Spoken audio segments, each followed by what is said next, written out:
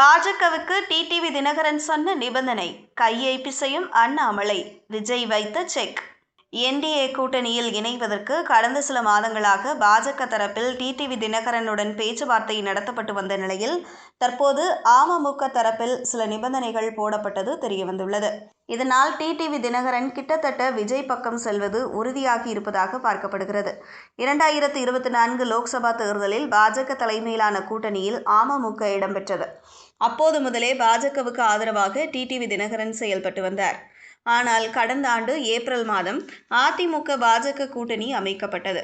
அப்போது எடப்பாடி பழனிசாமிக்காக நான் பிரச்சாரம் செய்வேன் என்று கூறிய டிடிவி தினகரன் அடுத்த சில மாதங்களிலேயே பேக் அடித்தார். எடப்பாடி பழனிசாமியை முதல்வர் வேட்பாளராக ஏற்க முடியாது என்று கூறிய டிடிவி தினகரன் என்டிஏ கூட்டணியில் இருந்து விலகுவதாக அறிவித்தார். இதையடுத்து பாஜக தரப்பில் டிடிவி தினகரனுடன் பேச்சுவார்த்தை நடத்தப்பட்டு வந்தாலும் ஆக்கப்பூர்வமாக எதுவும் நடக்கவில்லை. அதேபோல் டிடிவி தினகரன் பாஜக ஆதரவு நிலைப்பாட்டில் இருந்தாலும் விஜயுடனும் பேசி வருவதாக சொல்லப்படுகிறது.